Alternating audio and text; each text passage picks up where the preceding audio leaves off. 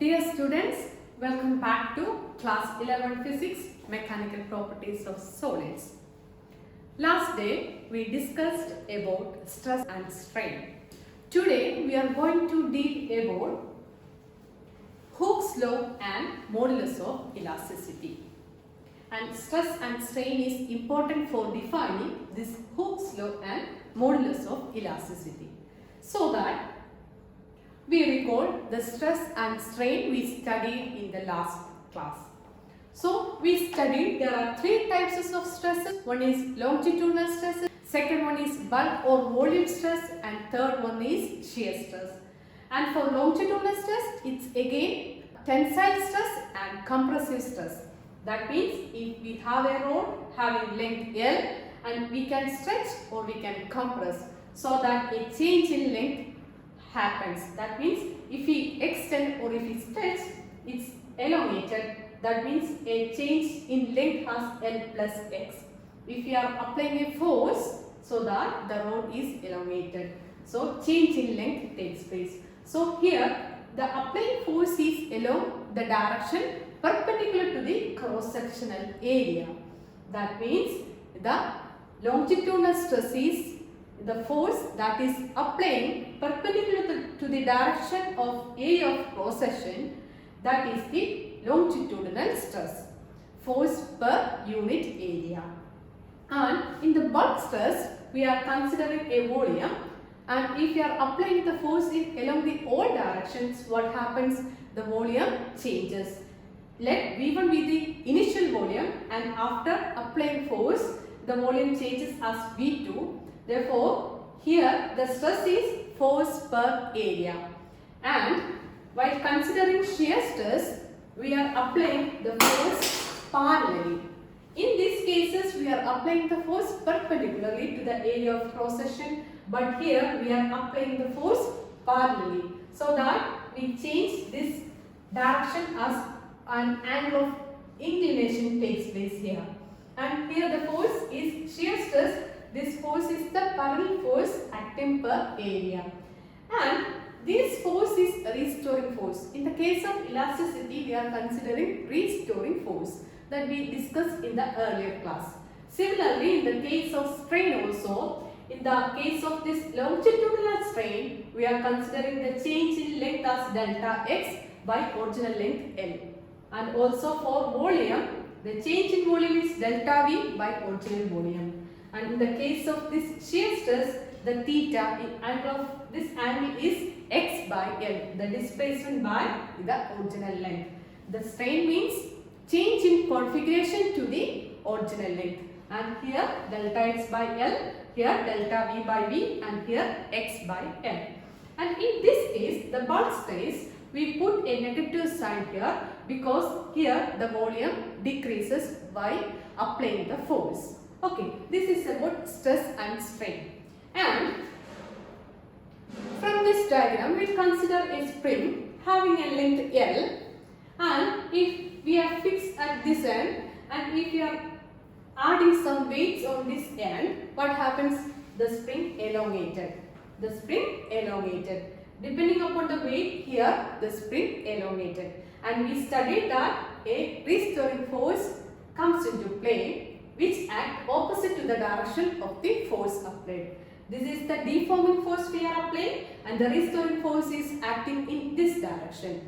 And the formula for restoring force is F equal to minus K into X, where K is the spring constant of the spring and X is the displacement. Actually, this having the original length this much and this displacement this much because of this weight, and the spring constant, the restoring force is equal to minus K into X, where X is this displacement and K is the spring constant.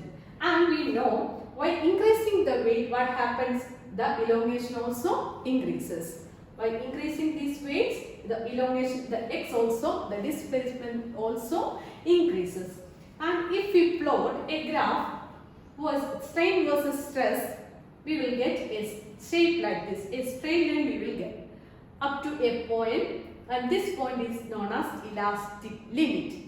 And from this graph, it's shown that stress is directly proportional to strain. It's a straight line. That means if stress increases, strain also increases. Stress increases, strain also increases. So we are getting a straight line graph here. But at a particular limit, it's not proportional. There is stress is not proportional to strain.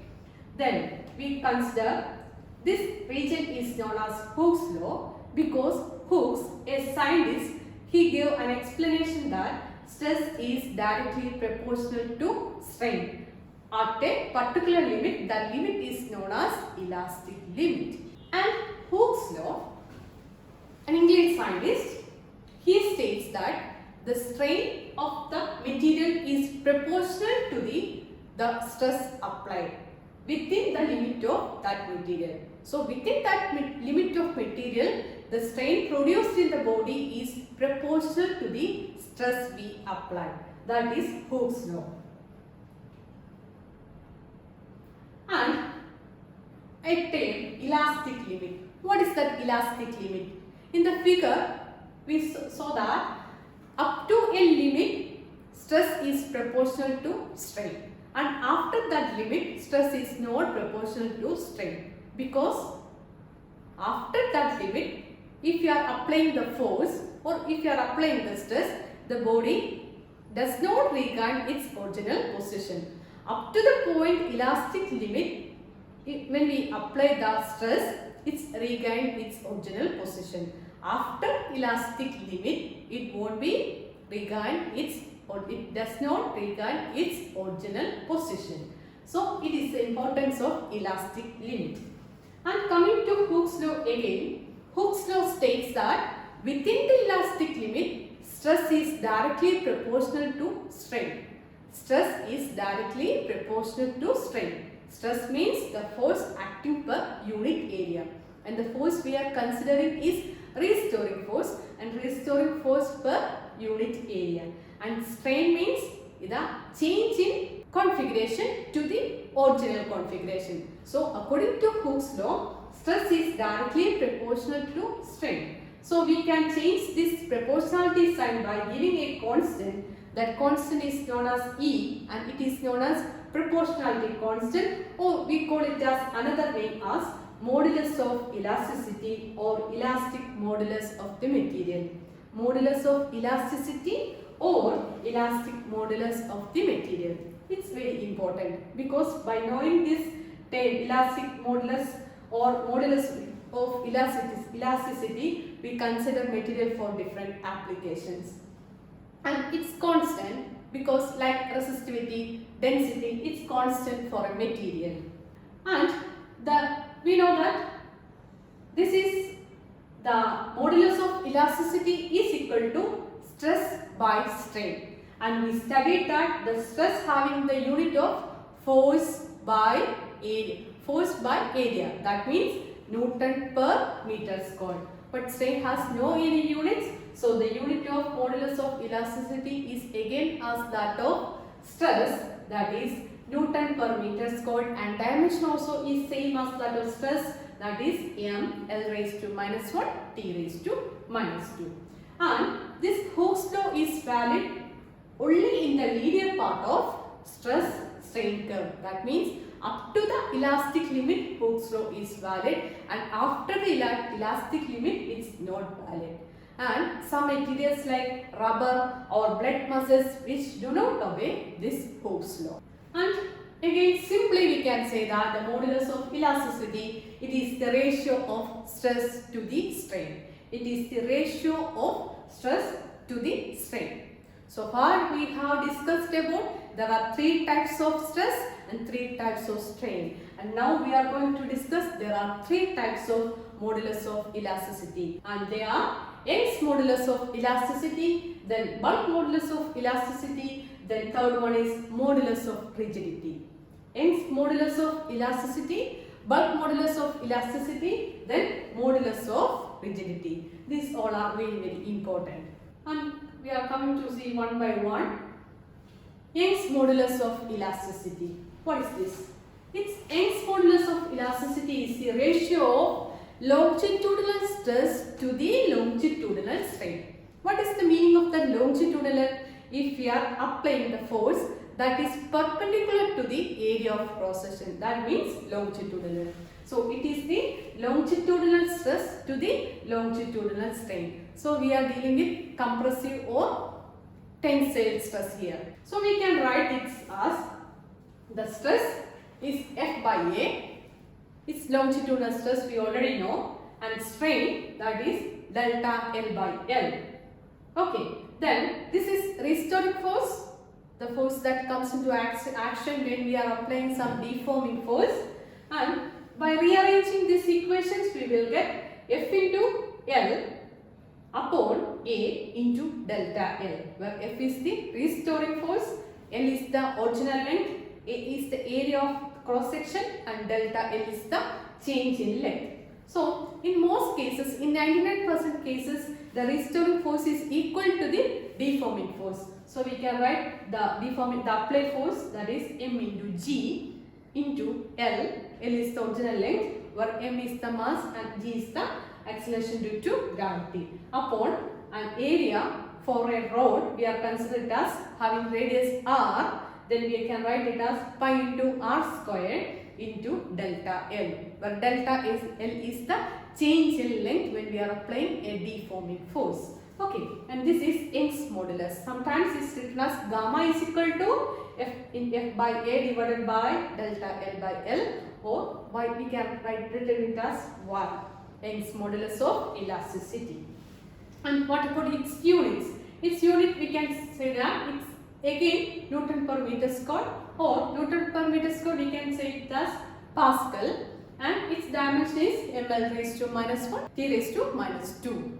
And coming to second modulus of elasticity, that is bulk modulus of elasticity or volume elasticity, volume modulus of elasticity, and it is the longitudinal stress to the volumetric strain. It is the longitudinal stress. Here also the force is applying in all directions perpendicular to the area of cross section and the volumetric strain, and it is ratio of longitudinal stress to the volumetric strain. We already know that if you are applying a force in all directions for a liquid on the volume, what happens? The volume changes. There is a change in volume, so that the strain may produce. The ratio of longitudinal stress to the volumetric strain within the elastic limit. So we can define it as it is the longitudinal stress F by A, and the volumetric strain we written it as delta V by V, and from this equation F by A, in the case of volume we can written it as pressure, and we give a negative sign because that if we increase the pressure, what happens?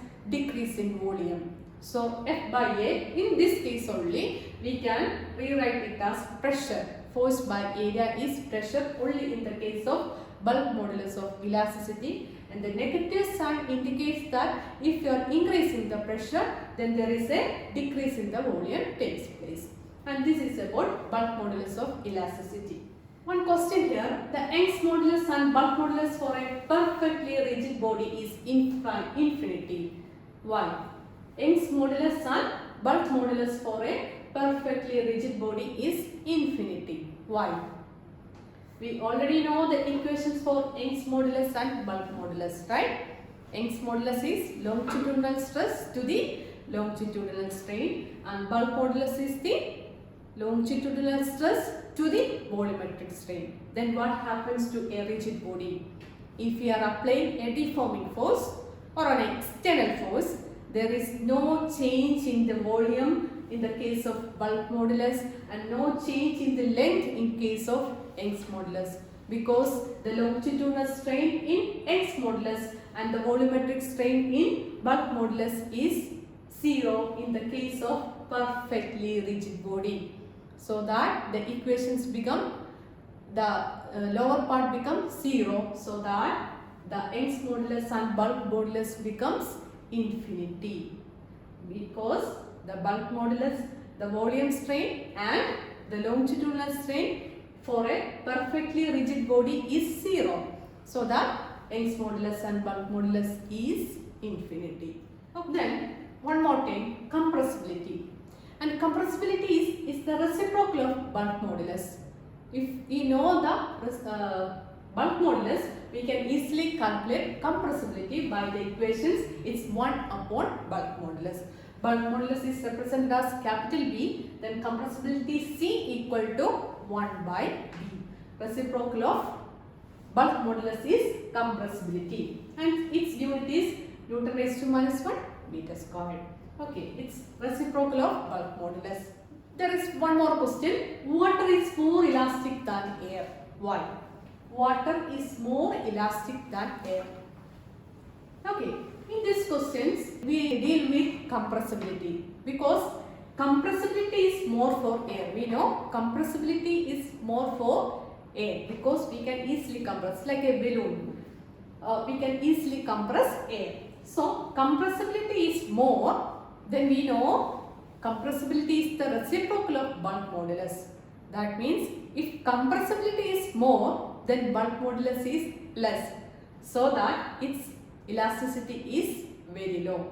So in this case, water is more elastic than air because that the bulk modulus of water is more than that of air because air is more compressible. Compressibility is the reciprocal of bulk modulus. So compressibility is more, then bulk modulus is less. So in this case, water is more elastic than air. Okay, the last modulus of elasticity. So we already seen Young's modulus of elasticity, then bulk modulus of elasticity. And the last case, modulus of rigidity, shear modulus of elasticity. It's also known as shear modulus of elasticity. And it is the ratio shearing stress to the shearing strain. It is the ratio of shearing stress to the shearing strain. What is the shearing stress? We already studied. It's a parallel force or it's a tangential force. The tangential force acting per unit area is shearing stress. And the change in the shape due to shear stress, the change in the shape, that is shearing strain. So we can written it as eta is equal to F tan. Here the applying force is tangential, so we written it as F tan by area. This is the F by A is the stress and the strain is theta. Theta we already know, theta is equal to displacement by length. If x is the displacement because of the applying force, the tangential force, then the L is the length, then theta, which can be written it as theta is equal to x by L. So the modulus of rigidity or shear modulus of elasticity is the F by A divided by theta. And here the unit is Newton per meter squared, and shear modulus is always less than Young's modulus of that material. And these are some statements. Solids are more elastic and gases are least elastic. And for ideal liquids, modulus of rigidity is 0. One more statement. Why? For ideal liquids, modulus of rigidity is 0. Because in fluids, there is a force exists because of viscous fluid. For a perfect or ideal liquid, the viscous force is 0.